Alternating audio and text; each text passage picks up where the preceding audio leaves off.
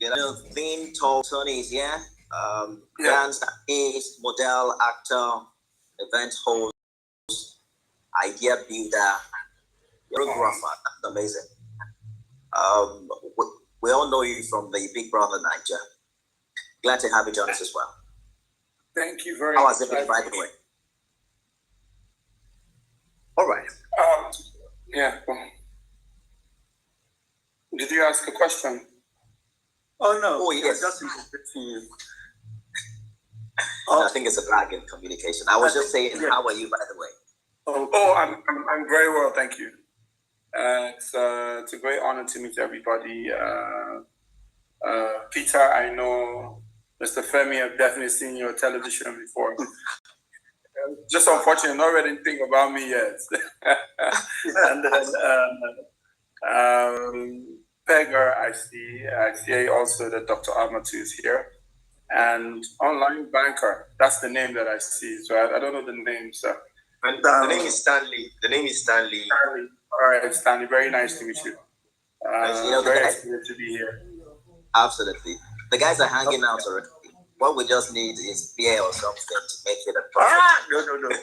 I need to we introduced Nifemi Oguntayo, TV host, compare, the list goes on, TVC. Go ahead, Nifemi, introduce yourself. The amazing thing is that you are getting the second name wrong on this podcast. It's Oguntoye, not Oguntayo. Did I say Oguntayo? Yes, you actually said I'm sorry, Nifemi Oguntoye. Oguntoye, yes. All right, broadcast journalist, and I'm glad to co-host this particular episode. So we're looking at the 16 days of activism against gender-based violence. I'm hoping that we'll be able to also tie it with the theme of this year's International Men's Day that talked about zero male suicide. A reminder of just how high the rate of suicide is amongst men. But let's get to it. I'd like us to begin with this interesting statistics. They say that in 2021, around 45,000 women and girls worldwide were killed by their intimate partners or other family members. Now that means that on average, more than 5 women or girls are killed every hour by someone in their own family.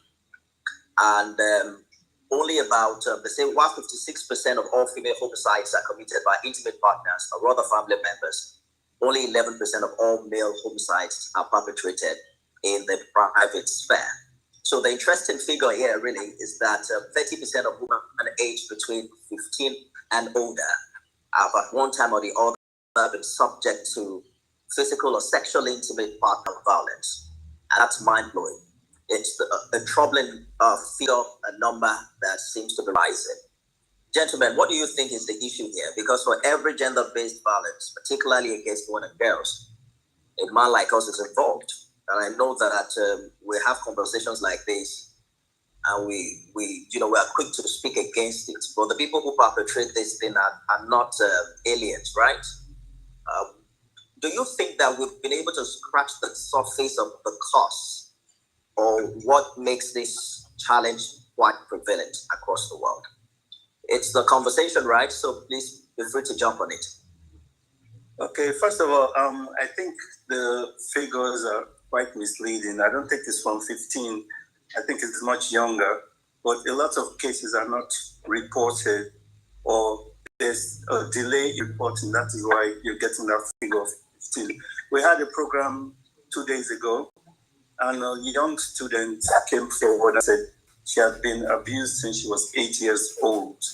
And it's very common. We have 4-year-olds being abused, but these are unspoken truths that there's not enough data out there.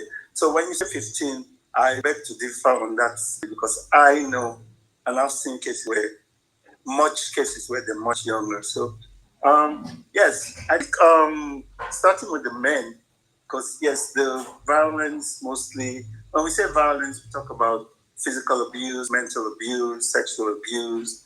There's so many types of violence against women, girls, also boys and men.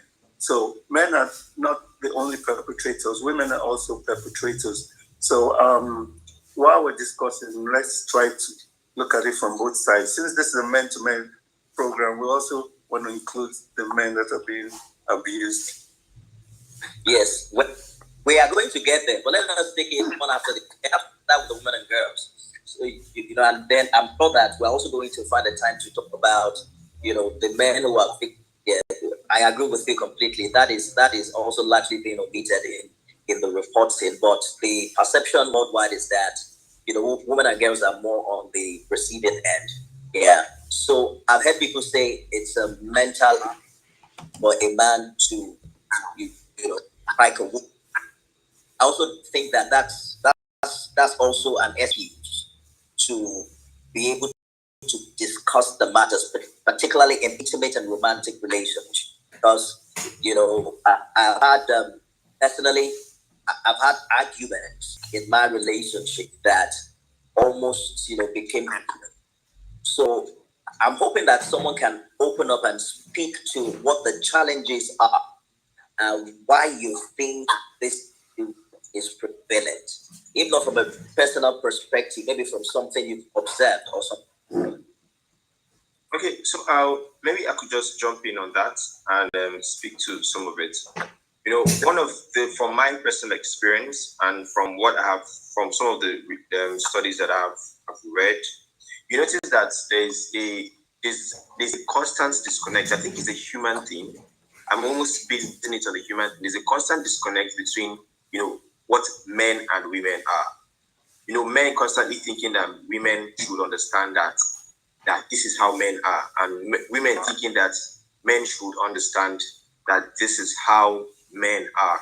So there's just that constant disconnect, because when you look at relationship, like the statistics that you mentioned, you notice that a lot of cases are reported are from people that have intimate relationship. So either their spouse, or even maybe mostly their spouse, boyfriend, girlfriend, or something of that sort. And that constant disconnect, because the woman's power is in her mouth and the man's power is in his hands. And when each wants to wield their power, the woman uses her words and the man might retaliate with his hands. Now, they are unjustifiable, but when you come to understand that it's a human thing, that I feel like a lot more about education and awareness creates, people who can refrain, knowing that as much as nobody should hit the other, or nobody should abuse the other, whether either verbally, physically, or whatever way, you should refrain from to provoking that aggression in whatever form that you can, so that at that point, if it's a woman, for example, you don't come out and say, you must kill me today. Today, if I don't die here, I don't go anywhere. You useless man, this one, I'll kill you, this, this. Look at your mates, and you're all very useless, that. She can even raise her voice and start to scream, neighbors, these neighbors must hear that you're a useless man today. And the man is saying, keep quiet, keep quiet, keep quiet, keep quiet. And then next thing, it started. And, you know, once it starts from the first day, likely to continue, because it's a pattern. And so, still come down to the man. Like, no matter what this person does, this is her strength, this is the way she knows how to express herself. You should realize that you should refrain. No matter what it is, no matter the provocation, leave the place, go and read a book, go and visit a friend, or do something. So understand that your power and hers are different. And I think it's one of the ways that, you know, we could use to address this. Talking about, yes, someone wants to say something, right? Yeah. Yeah, can I just come in? And I want to pick up from you, the last speaker. I agree with you half-heartedly, halfway through, and I'll tell you why. I agree, of course, men inherently have stronger physique, you know, and whatever else that you said. But this is where I disagree with you. And I'll make an example. If you and I now go to Lagos somewhere and go to a club somewhere, and the bouncer at the club somehow insults you the whole night, you won't have the same conviction to express your strength using your fist, right? Because at that point, it's not convenient for you to do that. In the same way that the woman, if hypothetically she's married to some billionaire, she won't have the necessity to scream and say whatever that she wants to say, which is what you have proclaimed to be a strength, right? So it means from that example that there is potential for people to control themselves. They just choose not to, right? It's now depending on the circumstances that are at play. But also just to open the conversation a little bit more so that it's not a little bit myopic. We at least get to scratch the surface of it. For me, mine is twofold, right? The reality of the matter is this one. And statistics, like you've said, but somehow these statistics, we don't read them wholly. For instance, in South Africa, actually more men die at the hands of men than women and children, right? This is statistics in SA. So I don't know about any other country. What does this mean? It means that the men, and we're quite specific with things somehow, we're quite specifically speaking about black men most of the time. There's a picture of black men with GBV and whatever. But you see in the black zones that the black zone is a war zone, right? And in a war zone, no one is safe. I want to bet you that yourself, you are scared of a black man somewhere in downtown Lagos or downtown Johannesburg or Lumumbashi or what, right? So we find that now the man is now a threat to everyone. Is a threat to the man, is a threat to the woman, is a threat to the child. And now, if we agree on that exposition, the question is why? What is it that makes the situation like that? And there's a number of instances that we could try put to the fore to try and understand what creates that kind of thing. Maybe, for instance, just to assist the conversation. In Sweden, for instance, we may not be aware of the statistics or not, but I'm willing to bet that in our imagination, we think there's very less cases of GBV, homicide and all that, as opposed to Zimbabwe or any other country. If we agree that's the case, the question is why, right? So maybe before I put my own thinking around that, I can just leave it to the fore to say, if we agree on those two propositions that are put, that this violence becomes permanent and very necessary in particular spaces as opposed to other spaces, right? When you go to very affluent Abuja or wherever, it's there. We're not saying it's not there, but it won't be as prevalent as you go to, I don't know, Kano, for instance, right? So there's that part of it. And then, of course, the recourse of it to say, how are we treating these incidents? What is the consequences of these things? Also play a part to say if it's not very forceful, if it's not very life-changing, hey, maybe we can get away with it. So I just thought maybe I can poke those two suggestions to the floor, maybe to entertain them and see if they have any weighty thought behind them. Sure. Sonny, what do you think? Okay. I always like to speak from experience as a proper Ajegule boy.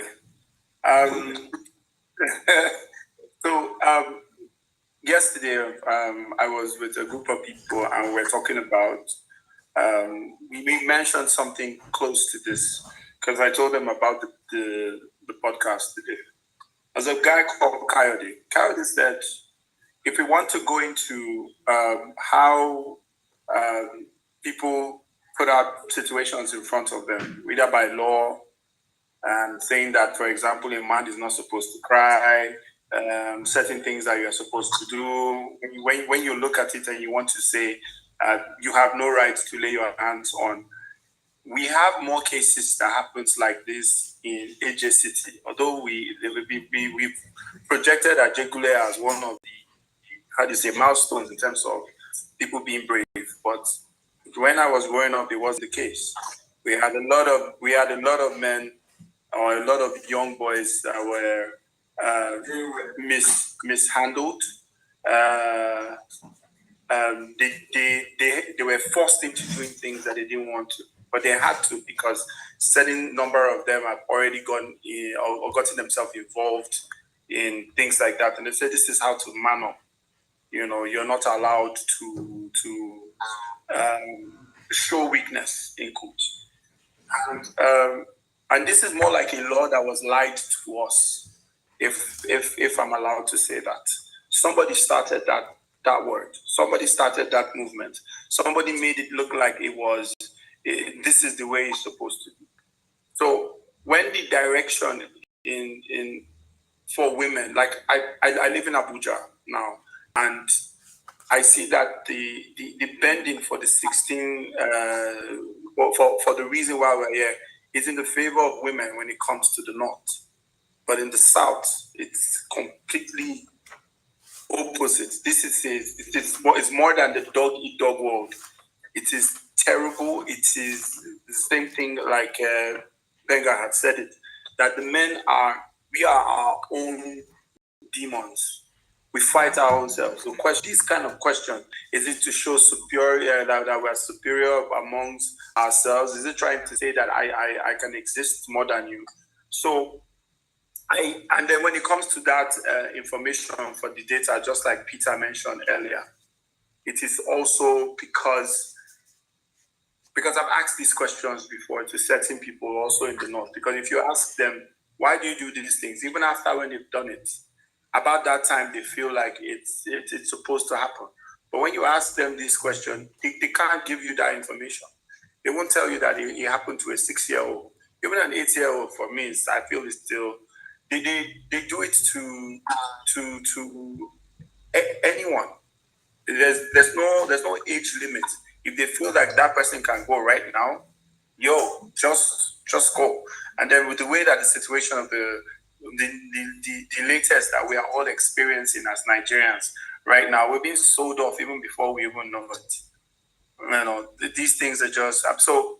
I'm very much interested to see how we can scratch it, because a lot of people have either scratched the surface, have opened it. Maybe what they find there is so ugly, they close it back. And even when we close it, don't forget, we don't open it the way it is, because when we open, we kind of hold like an extra hold to it. So even when we close it, there's still something that comes out that we're not so sure that we close properly. So how well we're going to go about it to scratch it? I'm all in, because I know a lot of people from my end that if you ask them to talk about this, they ask you, what's the need? It has already happened to them. They are trying as much as they can to make sure that maybe children or people in their environment still see them as solid as they are. And nobody wants to be vulnerable around, conversations. Like, this big man, they cry. Because it could get to that extent for someone to be emotionally involved and then completely break down. That one I can tell you for free. Okay, let me quickly add. I also think it has to do with cultural and geographical location. I say this because when I first came back to Nigeria as an adult, I had like the culture shock, because most of my peers or my friends around me were married, but they had like 10 girlfriends, and it was okay. It was something to laugh about. And I was like, isn't your wife going to find out? Or, so, and they're like, well, she knows, but that is how it is here. I'm free. I'm a man. I can do whatever I want. So there's that mindset already. And then you hear women say, well, let him be a man. A mother is advising her daughter, you're getting married, your husband is going to be a man, so you just allow him to be a man. That's let him be a man. Is that what we define as being a man? Having that superior complex, having that power, whatever you want to call it. If a man beats his wife, the society says, well, he's a man. Your mother went through it. Your grandmother went through it. That is how they show love. That is not how they show love. So that idea, that ideology, that mindset, we need to educate the boys coming up now that it's not okay. You're not being a man by showing your physical strength. If you really want to go, some women can beat you up. If you look at it. Yeah. So it's that mindset, that cultural upbringing that we have to break that mold. That's what I think, because till today, I'm still in shock how people get away with all that. When I was growing up in America, you dare not have a girlfriend and then have 20 girls, or you're married. They will sue you for divorce or, bigamy and all that. But in our culture, it's allowed. Why is it allowed? You would want to think that with education, with enlightenment, that we would have outgrown that kind of mentality. But another, way I'm looking at this is it possible that, we can see the signs, online banker, particularly in romantic relationships, since we're focused on gender against women and girls. There are relationships I see, and from the body language, from the way the guy is talking to the lady, I can tell that this guy will soon stop slapping her. But she doesn't see it. And then that relationship matures into marriage. And then years after, you find out if they are lucky, they don't kill each other. They just, go their separate ways. But I know that there's the responsibility of maturing into a total man who wouldn't step out of the car to beat up another driver on the road as a way of resolving his problems, right? And evolving into a man who wouldn't become physical because your woman, a coat, is not submissive to you. But is it also possible that if we can't deal with all of the problems of the men in the world, that the woman can have an idea of the kind of men they should consider to spend the rest of their lives with without being abused in such a manner? Okay, sorry, Stanley, before you answer that, sorry, let me just make one more point. Did any of you see the article in Punch recently where a young boy was describing how he raped a girl? I think it was like a few days ago. I don't know if you saw it. And he was doing it as bragging rights. He was describing, how he did this and did that. So now they put it on social media thinking it's going to trend. And now he's in trouble because, it was a video. Did anyone see it? You didn't see it. Okay, it was a young teenage boy or early 20s describing how try to find the link and send it to you. So now the police are looking for him. But his idea is bragging rights. And his friends are sitting there and they're hailing him on and he's describing it. So that is another thing that we need to address. And then also violence against boys and men. So Stanley, go ahead, sorry. Okay, so that was Nifemi's question. Nifemi was asking if you could see some of the signs, for some of the when it comes to what I feel is that when it comes to things, matters of the heart, it becomes complex. It's not a one size fits all. So what is applicable to A and B might not be applicable to the same B and C and C and A. So it's those complexities are there. Well, one of the things that I found out, speaking from the side of someone that has been in the from the side of finance, is that you realize that the more financially upward couples are, the less the cases of GBV within them. So there was the statistics that, and there was what Le Hulolo said about places like Pega, let me just use Pega. So I'll use what Pega said about places like Sweden. Sweden has been able to achieve a certain level of equality among the society, and like most Scandinavian states, and that has come with an attainment of a certain standard, both education and finance, because education and finance sort of follows education, because the more you know, the more you can earn. And you realize that in most cases, when people have that mentioned that, I'm not dependent on this person.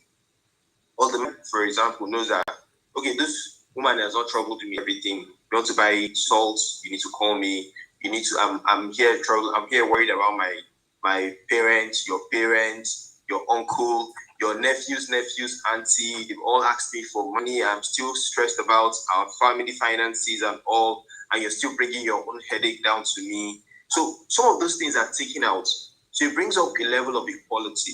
And what's that? Where does that balance? That's equality. When you perceive the person as your equal, there are certain things that you wouldn't do. You mentioned going to the club in Lagos and trying to find a bouncer. I know that that's my equal, or even greater than me. He could hit me and probably, send me off. But when I perceive somebody to be below me, or when I perceive somebody to be above me, I tend to accept certain things from the person because I feel the person is above. Or when the person is below me, I tend to, met out that God complex. And with that God complex, it now brings out the vulnerability in any person that you could act in any way and you could go any direction. So when it comes to noticing those signs, it still comes up to us being able to, highlight things like this, public awareness. I really am up for as much awareness as possible. There's a saying in Pidgin, they say the crocro where they for the backside, if you expose them, when it sees the sunlight, it tends to go. So there are so many things that ordinarily we might not as much as get to, but with exposure, certain people could shy away and certain people wouldn't do. You see, I agree with you completely, and I just want to quickly share this before someone else, jump in. I've been married for close to 8 years now, and there are times where my wife and I get, maybe we're just, this tough play that you have with your spouse, and then I found out that this lady is actually stronger than I am. So maybe I'm trying to wrestle her, but I cannot even lift her. The babe don't knock me for bed. I'm like, Oh, well, if this thing turns physical, I cannot say for 100% that this babe will beat me. So, to an extent, I'm telling you, that I wasn't raised up, thank God I have very, great parents who helped me growing up. I don't think that, they say never, but I don't think I'll ever be able to hit my spouse. But that revelation alone keeps me in check. That guy, you don't have that physical advantage because you're a guy. Now that's one. The second thing is that, there were periods in our relationship where I was more like, let's say, the bigger earner, right? But a few years ago, because I taking some trainings, because I doing some new stuff, and see the babe now is earning like times 3 of what I currently earn. So I agree with the online banker. That gives me a sense of there's a great sense of mutual respect in our marriage. That is not that you are not the man because you are the sole provider. You are the man because you are providing a level of leadership that is not even substantially financial. So when the babe they talk, she's a stakeholder. As regard, guy, you know how much you brought the last month. This is how much I'm bringing to the table. So the idea of equality is a fantastic way to solve this issue. The more there is that, wide gap between how much a man earns traditionally, how much a woman can earn traditionally. She cannot work because she's a woman. No. We're going to keep having this problem. Do you agree? Okay, I'll come in. I'm happy that we're starting to scratch at something quite meaningful, right? To say those dynamics play a very, very, very important role. Because if you hear the story, it's always the same. I couldn't leave him because where was I going to live? What about my children? Blah, blah, blah, blah, blah, right? Which I think somebody with options would not necessarily subject themselves to that. In the same way, I believe Peter, if he was to date the child of Dangote, he wouldn't even think about beating her up, right? Because of the disparity. Yeah, because those kind of things are very important, and it comes to also how they become acculturated to things, how you get exposed to particular modes of being, because when you have that level of equality, is it's that the relationship almost a parental thing, that I'm taking care of you and what, where now it's automatic that I'm also entitled to your bodily integrity, right? So it becomes something very substantial in that. And it, like you're speaking about the video with the cat on rape and what, it's acculturation. Well, me, when I hear you talk about that story, I'm more concerned about the society where that boy is quite comfortable, or in his mind is quite comfortable to say, I can express this quite freely,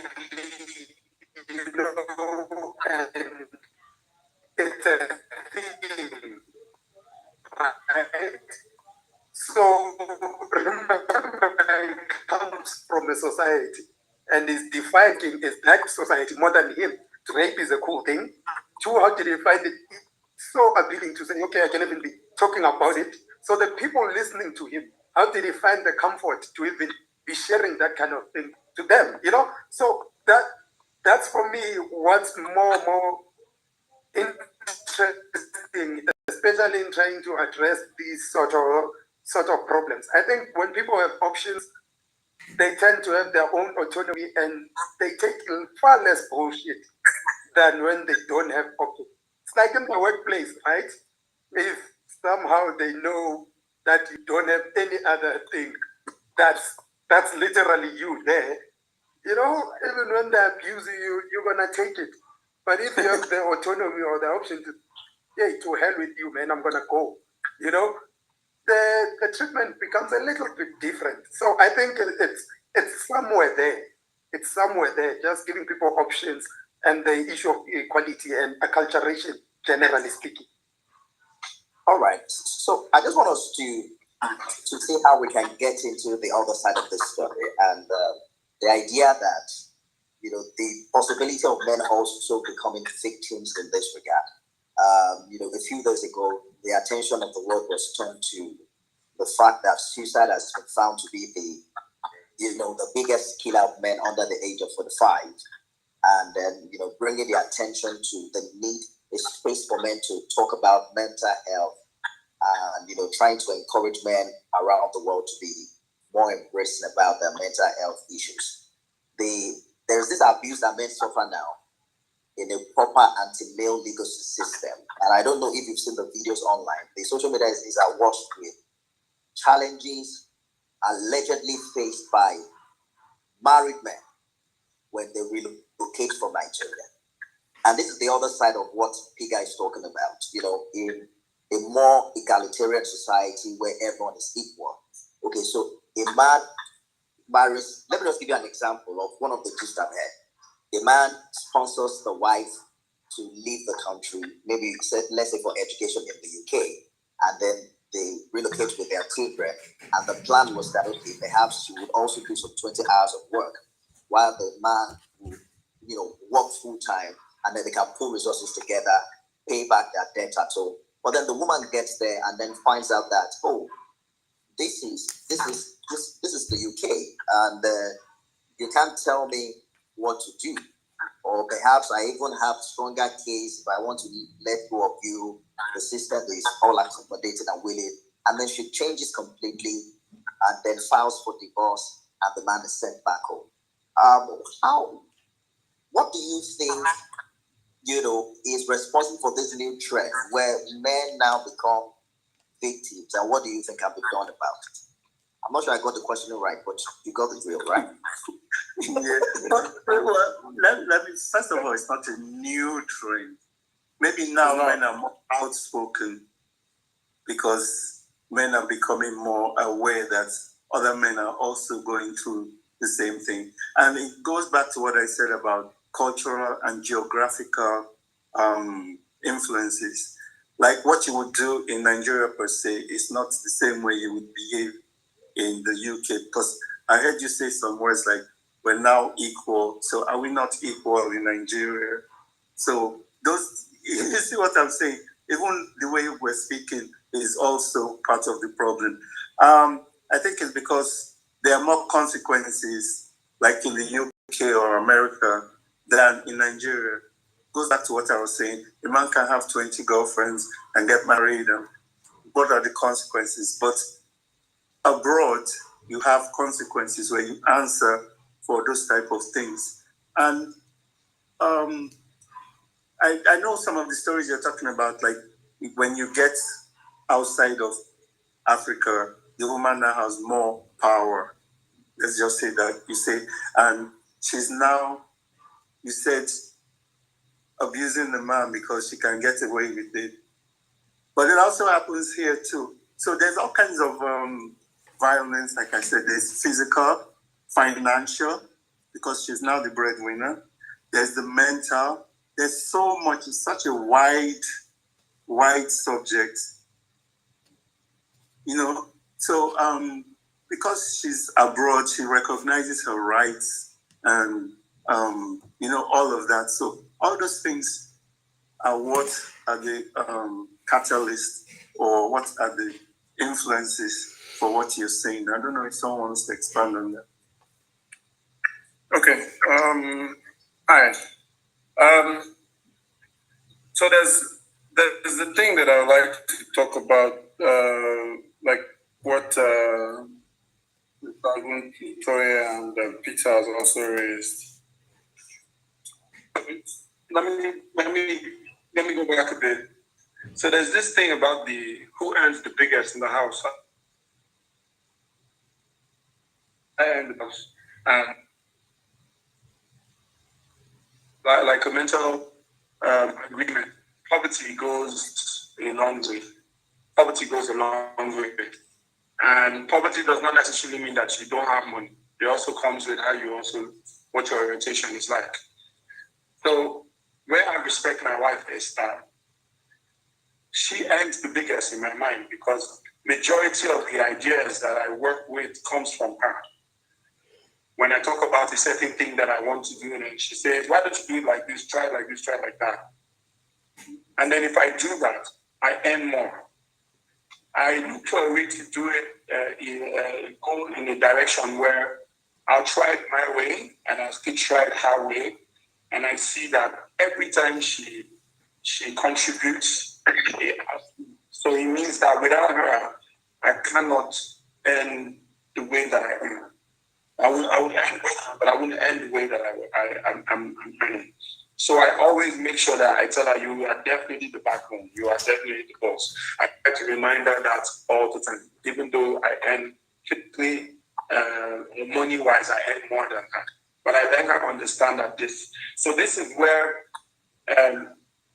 if we want to change this orientation, we always think like this when we're much little. We say, if we want to change this government, we just kill everybody.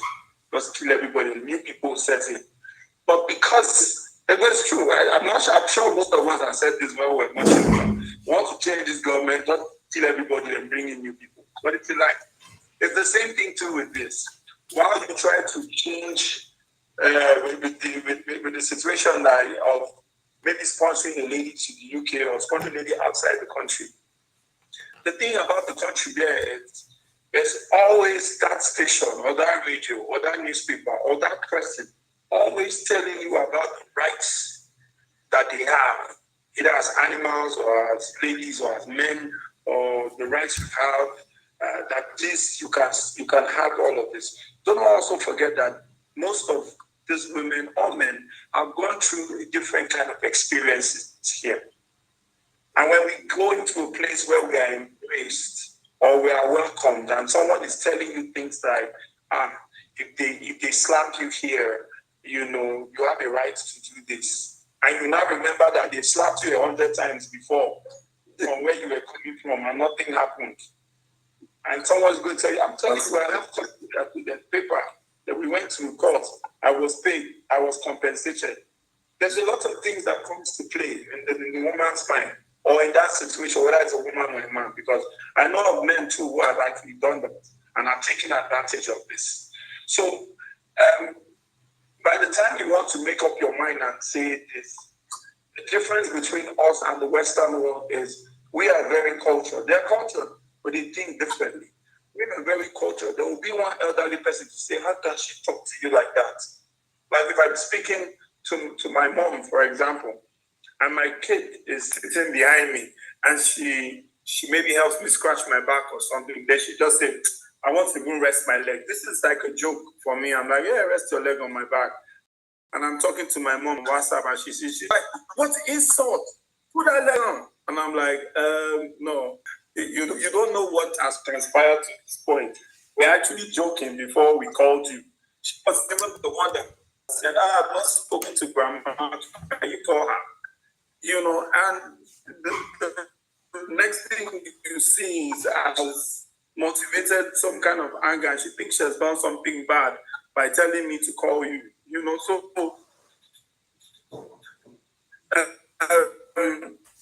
there's the orientation comes from from an angle where even while we try to correct that, there is a different world from ours, and with the way we think and the way we see things does not work. So it's on us to now decide on how we want to act part of the generation. We're not even thinking. We're just going with whatever we see from.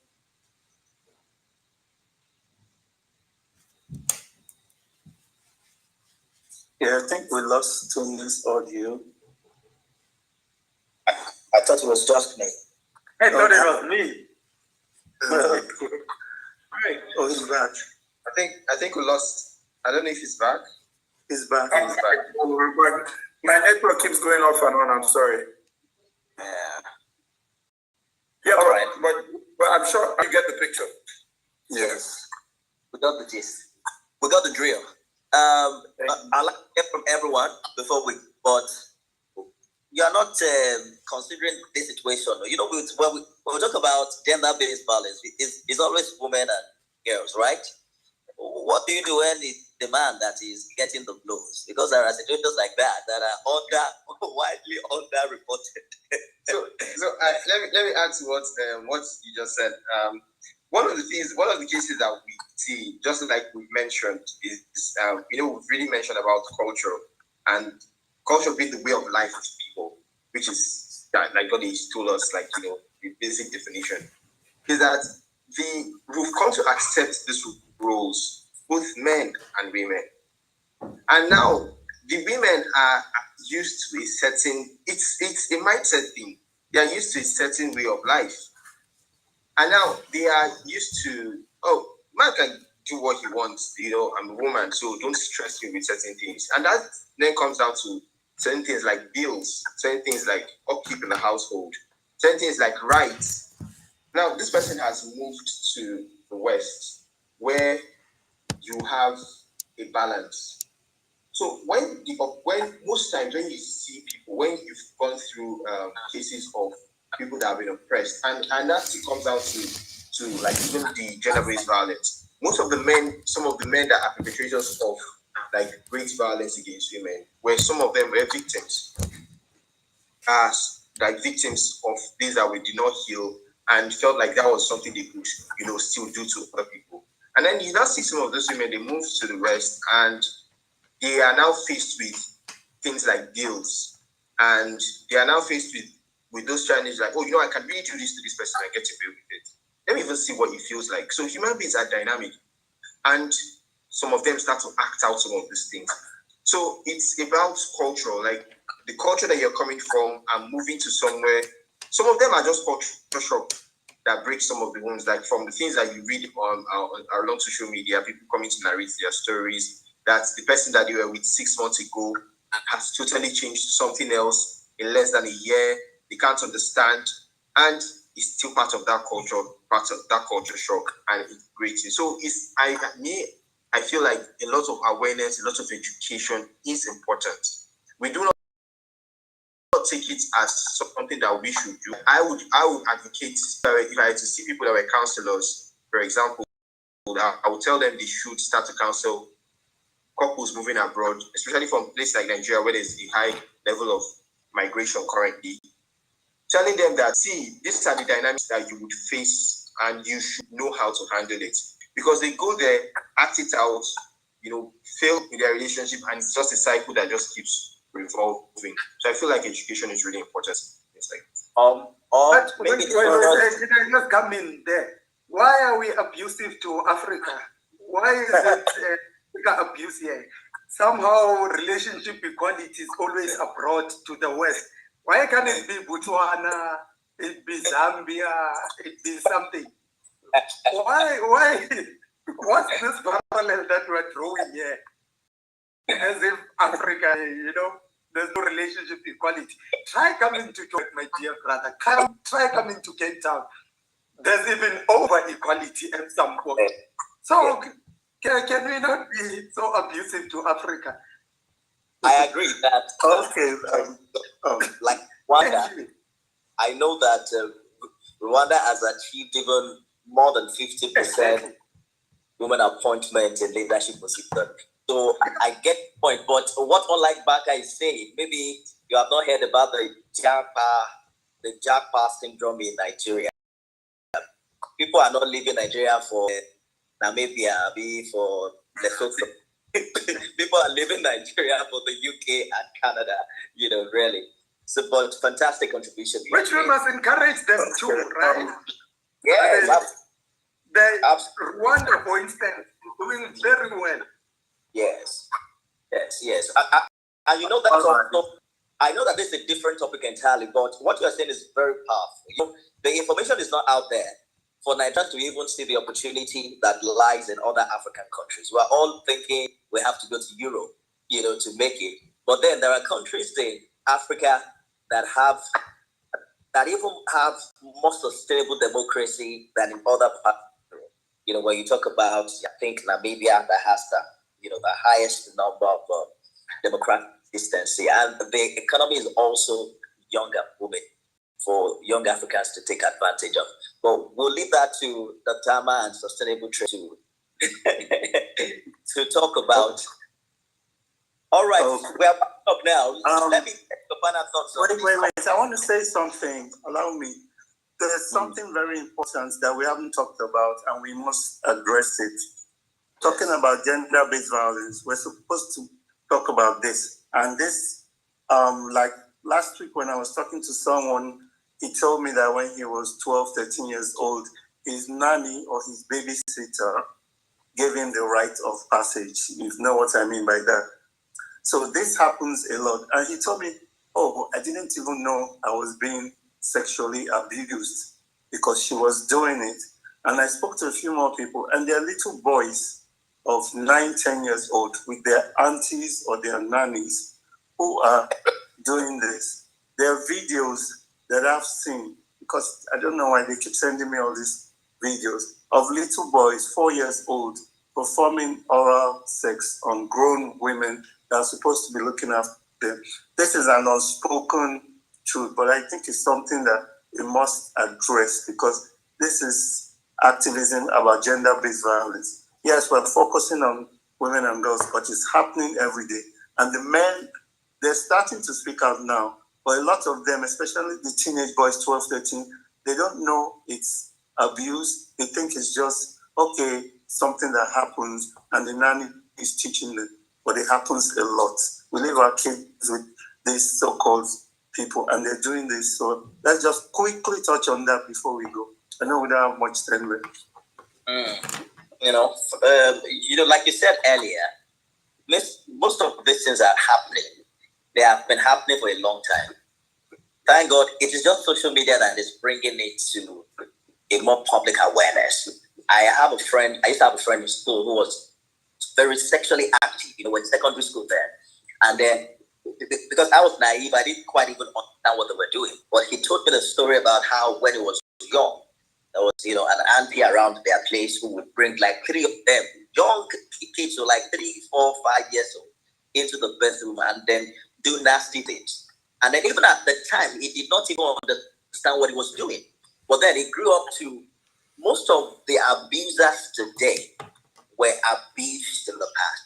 Remember one popular singer who talked about how, his aunties abused him, and then he too now is now abusing younger girls. So it's a fantastic point that you have made.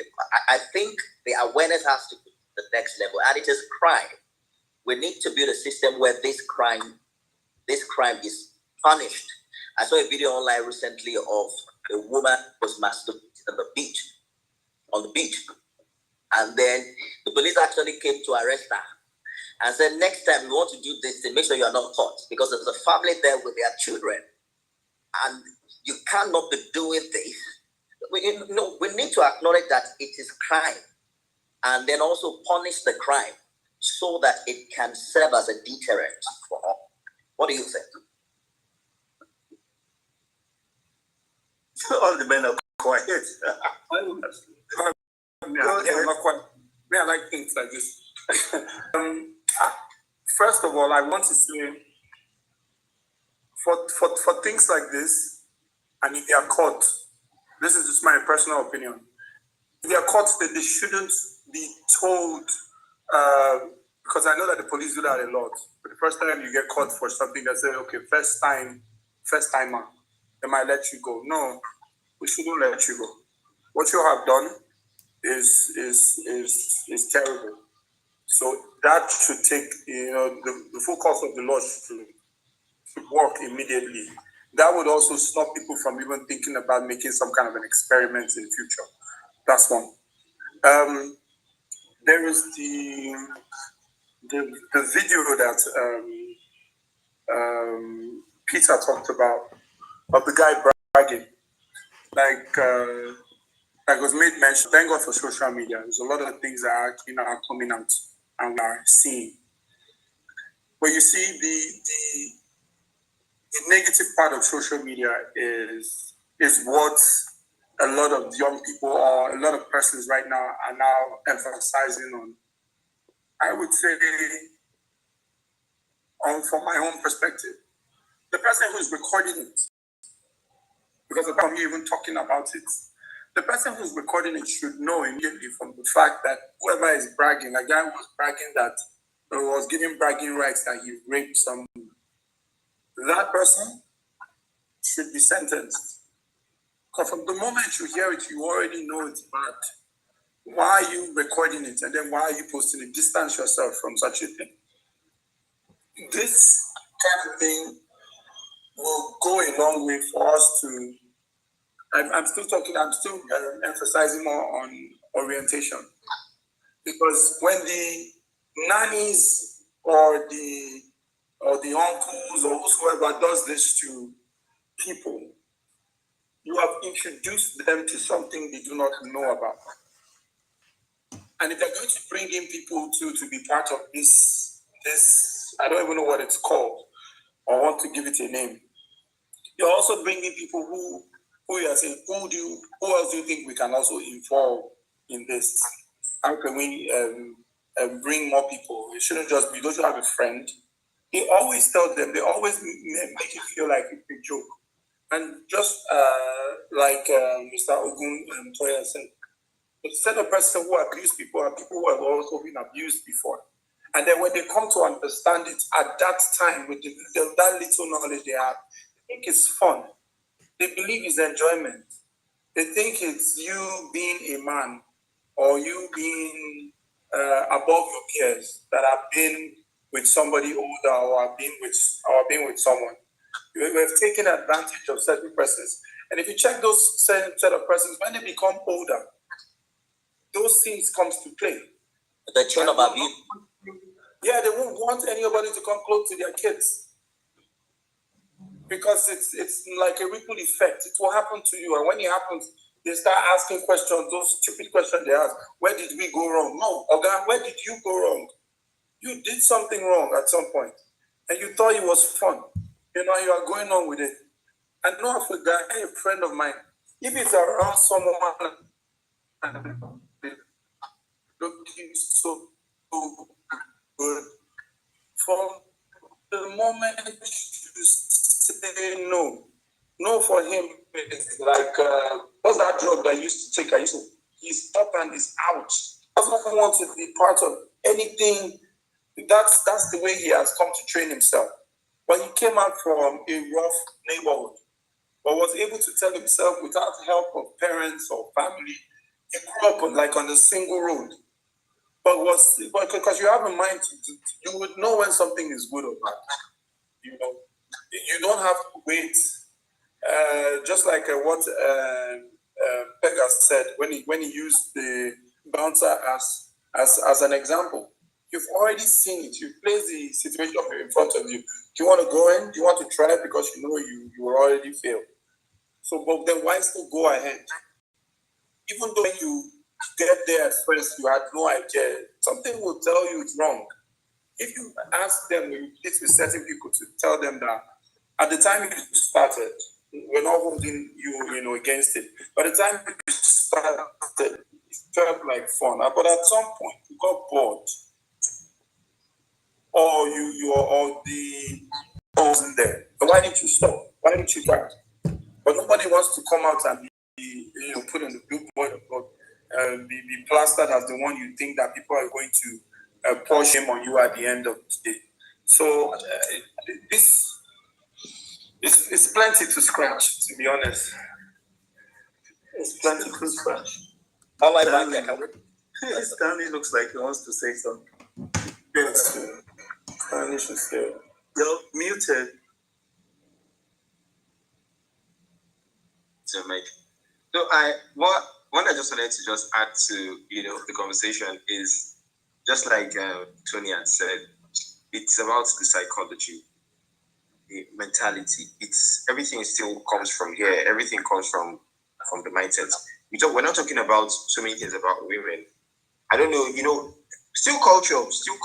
We take it that women can do no wrong, which is false. That women there's nothing wrong. They are saints and angels. They are humans. Everything that is possible with a man is possible with a woman. It's just the right mentality, the right environment. You could commit the crime, and a crime is a crime anywhere. And what I just feel is like, what is the psychology of these people? What was their upbringing? They were talking about Tony was talking about a friend that this is what he decided that he wanted to do. And one of the things that I'll say this with reservation is that because a lot more women are not caught or held accountable for things like this, that is why we do not perceive it as a problem, normalized. Because I remember when we were back in, I went to like a seminary school, so you just have experienced certain things. But when we got closer to some of our peers that were hearing some of the things that were happening in their homes and all, the boys felt it was a bragging right. It was something they were comfortable with. This thing happened to me, or I'm now a G, I'm now, I'm an adult. I've joined the league of adults because this person did this to me. And that, I don't know if that is what some of these women told to them. You're now a big boy. When you are doing this with me, you are now a big boy. Some of these ladies move on, get married, and some of these boys then perpetrate some of these things to some of younger girls because they are now adults in their heads and they're still kids. And then they carry on when some of these boys are not available. Those ladies that are older then pass it on to some of these guys, and then it becomes a cycle. So it's the psychology that we need to constantly make aware. Like I said, when you expose this, like that's proverb that I use, that is said, when you expose the crocro on the backside and it meets the sunlight, it tends to heal naturally. Sunlight just heals it. And that's what exposure does. When people are more aware that, this thing, if I get caught, is a crime, everyone is speaking about it, they refrain. And then it becomes like a subtle mental consciousness that things like this should not be perpetrated. So I think we should address that from the level of the thoughts, the mind that goes into this. And that's why I applaud Dr. Ama and everyone that is fighting this battle, because it's a long one. We might not be able to get as much justice because the justice system in different places vary, especially when it comes to GBV. But we need to know that as much awareness that is created, some of them, social justice just takes prevalence, and the name and shame comes into place. But as much as we can, keep bringing out the awareness, keep talking about it, And that's why we're here, and that's why we keep doing this. Thank you, Defemi. Thank you everyone for joining the podcast. I'm hoping that we can capture as many boys and men within the GBV scope. Well, acknowledging that men are also victims, and if we do not fix it, the biggest fear I have right now, I appreciate a lot of things happening with the girl child, but the biggest fear I have is that if we do not, approach the boys with the same energy with which we're catering to the girl, be setting the girls up for a major disaster. Because who are the boys that are going to, lead with this? So I'm hoping that all of the stakeholders can begin to take this more importantly and see what we can do differently. Thank you, gentlemen. Okay, before we go, I want to say something real quick. We need to create a safe environment, a safe haven for our survivors, for our children, because I'll give you a quick example, 2 minutes. I saw this on social media again. This girl she was in an interview, and she said when she was 9 or 10, her father started to sleep with her, and she felt awkward and it was wrong. And she told her mother, and her mother said, it's normal. And her father said, this is what other people do. So she grew up thinking it was normal in every household since she was about 15 years old. And then I think from going to school and speaking with other people, she found out that it was abuse. So the safe haven might not be in the home front. It might be in school, or it might be in your church or mosque, or it might be a neighbor. But we need to teach and create safe havens for children, for women, for men, because sometimes they don't know they're being abused. They think it's normal, and it is not normal. Dr. Aman Boyo, Bento Tony, online banker, thank you so much for joining us. Lehonolo Pega, thank you so much for your well. I think it's been a fantastic conversation. We'll continue this another time. I'm Nitha Muguto on behalf of Dr. Ama. I want to thank you so very kindly for joining this podcast. And remember that you can listen to it again on all of our social media platforms and our podcast platforms as well. See you again. Bye for now. Thank you. Bye. Recording stopped. Okay, recording has stopped. Thank you, everyone.